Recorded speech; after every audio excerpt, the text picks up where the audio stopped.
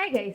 सो अगर मैं आपसे पूछूं कि आपके घर में सबसे इंपॉर्टेंट एरिया कौन सा है तो आप क्या बोलोगे? Kitchen, right? बिकॉज किचन एक ऐसा एरिया है जिसमें पूरी family, no matter what age what gender, सब कोई किचन फुल यूज करते हैं। इवन हाउस हेल्प यूज करते हैं, रफ एंड टफ यूज होता है और बहुत ही ज्यादा टाइम के लिए वो यूज होता है। जैसे कि बेडरूम्स है तो वो 24 घंटों में मोस्टली 8 या 10 घंटे यूज होते हैं और बहुत ही सोफिस्टिकेटेड तरीके से यूज होते हैं।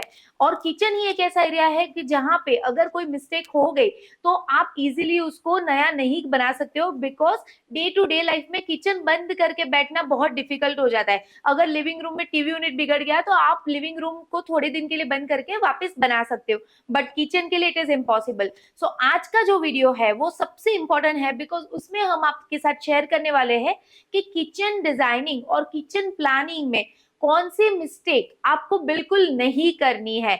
यहाँ पे हम डिजाइनिंग की बात नहीं कर रहे या आपको क्या करना चाहिए उसकी बात नहीं कर रहे, आपको क्या बिल्कुल नहीं करना है वो डिटेल आपको ये वीडियो में मिलेगा। सो ये वीडियो स्टार्ट से एंड तक बिल्कुल देखिए और आप भी ध्यान रखिए कि ये मिस्टेक्स आप नहीं करें। Hi guys, I am Palak, I am an interior designer. So we are located in Pune and we work all over India. We also give online consultation out of India. So if you also want professional service regarding interior designing, you can connect with us on this number. And you can also check our Instagram channel. And you can also see more videos on our YouTube channel regarding interior designing, home tours, and all the tips and tricks. So let's start today's video. सबसे पहली गलती जो आपको नहीं करनी है वो है, जब भी हम वाटर प्यूरिफायर लगाते हैं उसके पीछे हम डेफिनेटली एक प्लग पॉइंट दे देते हैं और हम एक अलोकेटेड स्पेस फाइनल कर लेते हैं। बट कई बार ये हो जाता है कि पीछे ड्रेन पाइप देना भूल जाते हैं। जैसे एसी वगैरह में एक ग्रे कलर की ड्रेन पाइप होती है, वैसे ही वाटर प्यूरिफायर के लिए भी आपको ड्रेन पाइप पहले से इंस्टॉल करवा देनी है, ताकि जब भी आप वाटर प्यूरिफायर लेके आओ तो उसका जो ड्रेन पाइप है वो डायरेक्टली वहां पे अटैच हो जाए और आपका पूरा किचन बनने के बाद आपको कोई भी पाइप्स बाहर नहीं दिखे। सेकेंड मेजर मिस्टेक जो करते हैं कि वाटर प्यूरिफायर की साइज जो है वो आपको पहले से फाइनल कर देनी है। ये नहीं कि हमारा किचन बन जाएगा फिर हम जाके देखेंगे और वाटर प्यूरिफायर लेके आएंगे, वो करोगे तो बहुत पछताओगे। क्या हो जाता है कि आपने बोल दिया कि यहाँ वाटर प्यूरिफायर का, उसके हिसाब से आपका इंटीरियर डिजाइनर या आपका कारपेंटर एक बैक स्प्लैश में कहीं पे भी ड्रिल करके रख छोड़ देगा कि यहाँ पे वाटर प्यूरिफायर आएगा और उसके आजू बाजू में कैबिनेट्स वगैरह बना देंगे। बट कई बार हमने ये होते हुए दिखा है कि फिर जब क्लाइंट जाते हैं देखने के लिए, उनको कोई एक मॉडल पसंद आ गया, वो देखते हैं उनको पसंद आ गया, बट साइड पे सारे कैबिनेट्स बन गए हैं, अभी वो वाटर प्यूरिफायर बिठाने के लिए वो जगह इनफ नहीं होती है। सो क्या करना पड़ता है, या तो आपको वो सब तोड़ के नया बनाओ या तो फिर उसके लिए अलग अलग टाइप से जुगाड़ करके आप बिठा दोगे और आपके सारे पाइप्स और वायर्स बाहर से दिखेंगे, जो पूरा डिजाइन पूरा कंसेप्ट आपका खराब कर देता है और आपका किचन बहुत ही गंदा लगने लगता है। नेक्स्ट मिस्टेक जो आपको नहीं करना है वो है काउंटर टॉप की गलत हाइट। उसमें क्या हो जाता है कि आप कोई भी जगह पे अगर गूगल पे सर्च करोगे तो काउंटर टॉप किचन का जो हाइट होता है वो 36 टू 42 इंचीज में कहीं पे भी आपको मिल सकता है, बट वो उसमें भी काफी डिफरेंस आ जाता है, राइट? आपको क्या करना है, आपके यहाँ पे या अगर आप कोई डिजाइनर हो तो आपको क्लाइंट को पूछना है कि सबसे ज्यादा किचन कौन यूज करने वाला है, उनकी हाइट के हिसाब से आपको उनको जो कंफर्टेबल हो बिटवीन 36 इंचेस टू 42 इंचेस वो हाइट पे आपको काउंटर लगाना है। अदरवाइज क्या हो जाता है कि अगर बहुत नीचा हो गया काउंटर हाइट, माइग्रेन का या नेक पेन बहुत जल्दी स्टार्ट हो जाता है। बहुत ऊंचा हो गया तो भी वो कंफर्टेबल नहीं होता है और बहुत टायर्डनेस आ जाती है। ये चीज आपको ध्यान में रखनी है। नेक्स्ट मिस्टेक जो आपको नहीं करनी है वो है regarding the counter top. Generally market में क्या करते हैं कि आप कोई भी किचन का नीचे का जो फ्रेम बनाते हो उसको हम कारकास बोलते हैं, उसमें डेफिनेटली आपके वर्टिकल डिविजन होते हैं फॉर द सपोर्ट, या तो यहाँ ट्रॉली आ गया फिर एक सपोर्ट है फिर शटर आ गया, राइट?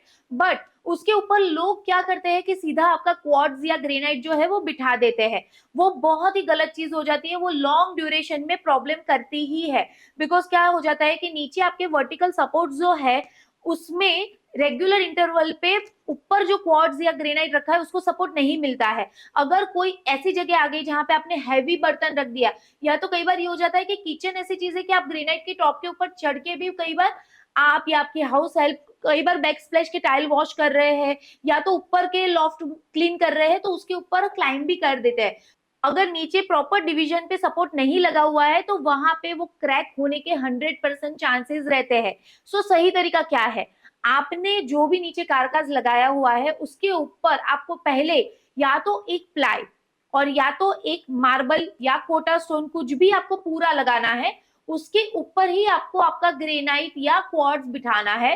तो लाइफ टाइम उसमें क्रैक आने का चांस नहीं रहेगा और उसकी स्ट्रेंथ बहुत ही अच्छी हो जाएगी। नेक्स्ट गलती आपको क्या नहीं करनी है, आपके 3 मेन पॉइंट जो होते हैं किचन के, सिंक, स्टव और रेफ्रिजरेटर, उसका प्लानिंग गलत नहीं हो सकता है। सो आपने एक रूल सुना होगा, किचन ट्राइंगल रूल, जो बहुत ही बेसिक है। कोई भी कॉलेज या कोई भी इंटीरियर डिजाइनर या कोई भी कारपेंटर को ये एक बेसिक रूल पता ही होता है। अगर नहीं पता है तो प्लीज मेक श्योर कि उनको आप अवेयर कर दो।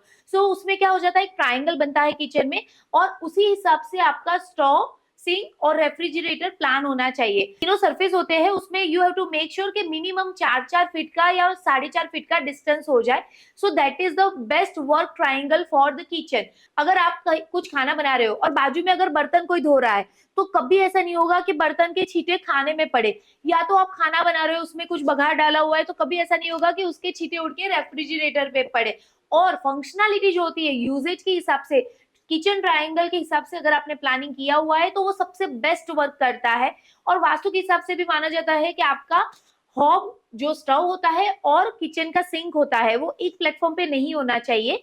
अग्नि और पानी बोलते हैं उसको, वो दोनों को अलग ही रखना चाहिए। सो मेक श्योर कि आपका किचन का प्लानिंग किचन ट्रायंगल रूल के हिसाब से होना बहुत ही ज्यादा जरूरी है। नेक्स्ट मिस्टेक जो आपको बिल्कुल नहीं करनी है वो है रिगार्डिंग द सिंक। सो क्या हो जाता है कि आपने सिंक ले लिया, उसके हिसाब से आपका काउंटर टॉप आप कटवा दिए और उसको सिंक को आप ऊपर से बिठाते हो। सो कभी भी आप जो वो सिंक बिठाते हो उसको काउंटर टॉप के एग्जैक्ट 0-0 लेवल पे नहीं बिठाना है, मिनिमम 2 mm से 3 mm उसको नीचे बिठाना है। उसके बाद 90% लोग क्या करते हैं, वहां पे व्हाइट सीमेंट भरवा देते हैं, जो कि लॉन्ग ड्यूरेशन में डेफिनेटली खराब हो जाता है, क्योंकि सिंक ऐसी एरिया है, किचन का टॉप ऐसी एरिया है जहां पे लोग जनरली वहां पे स्क्रब से या स्कॉच ब्राइट से घिस घिस के साफ करते हैं। उसमें व्हाइट सीमेंट ड्राई होने लगता है, धीरे धीरे वो पील होने लगता है। उसमें क्या हो जाता है कि जो भी आपका पानी है वो वहां पे, पानी ऐसी चीज है कि वो 0.01 mm में भी उसको जगह मिल जाती है और वहां से वो नीचे आपका जो प्लाई का कारकास है वहां तक अपना रास्ता इजीली बना लेता है और वो आपका खराब हो जाता है इवेंचुअली। और वहां पे अगर आप रीटच भी करवा रहे हो तो भी वो पहले जैसा परफेक्ट कभी नहीं होता है और कितनी बार आप सीमेंट भरवाते रहोगे।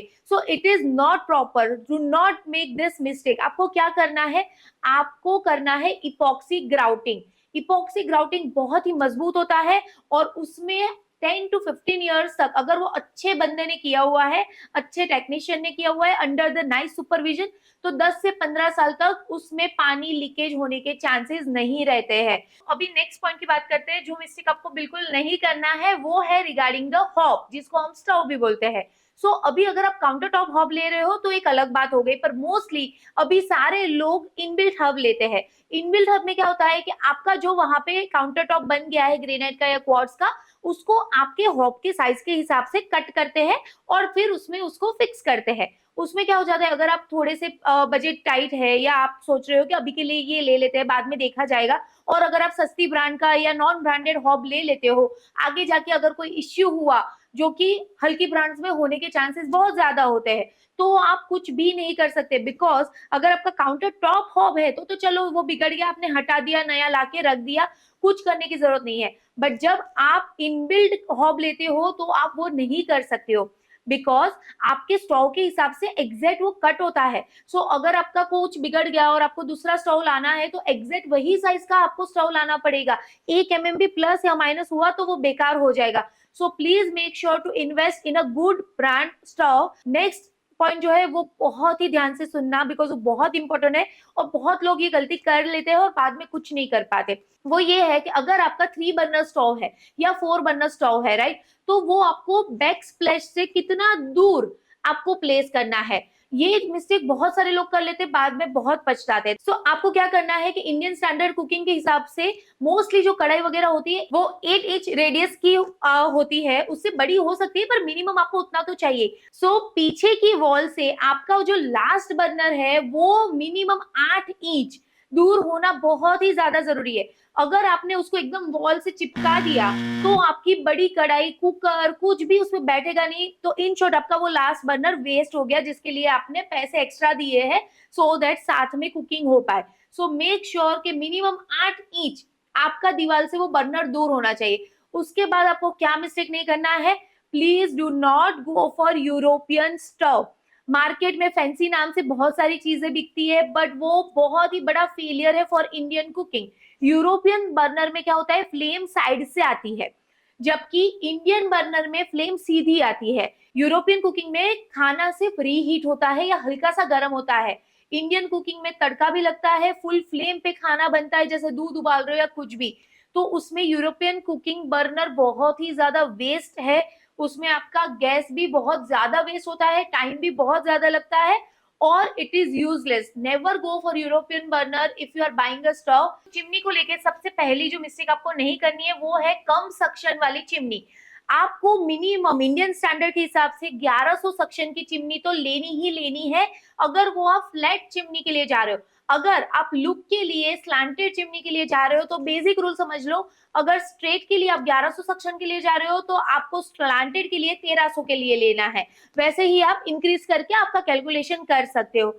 सेकेंडली, जो मिस्टेक आपको बिल्कुल नहीं करना है वो है कि उसका चिमनी का जो पाइप होता है, डक्ट होता है, उसको ओपन मत छोड़ दीजिए। भले ही वो आपके ओवरहेड के ऊपर आ रहा हो, वो बहुत गंदा दिखता है, मेंटेनेंस के लिए भी वो बहुत बेकार हो जाता है और वो साफ हो ही नहीं सकता है। सो आपको क्या करना है, उसके ऊपर भी एक अच्छा सा प्लाई या एक्रेलिक जो भी आप किचन में फिनिश ले रहे हो उसको पैनलिंग कर दो, और वो ओपनेबल होना चाहिए, वो कभी भी परमानेंट क्लोज नहीं होना चाहिए, ताकि आगे जाके अगर आपको चिमनी चेंज करनी है, डक्ट चेंज करना है, कुछ मेंटेनेंस आ रहा है, सो इजीली वो चीजें हो जाए। सो बेसिकली चिमनी के ये मिस्टेक्स आपको नहीं करने हैं। मोटा मोटा हमने आपको काफी डिटेल्स बता दी है जो किचन मिस्टेक्स आपको बिल्कुल अवॉइड करनी है। फिर भी और भी मिस्टेक्स है जो हम आपको दूसरे फेज में बताएंगे, क्योंकि ये वीडियो फिर बहुत लंबा हो जाएगा। सो और अगर आपको ऐसी मिस्टेक्स जानी है जो आपको किचन डिजाइन करते टाइम अवॉइड करनी है, तो please subscribe to our channel, turn on this bell icon, so that जब हम इसका सेकेंड पार्ट अपलोड करें तो आपको नोटिफिकेशन आ जाए और आप वो पार्ट मिस ना कीजिए। और ऐसे ही डिटेल्स के लिए stay tune on our YouTube and Instagram channel. Thank you so much.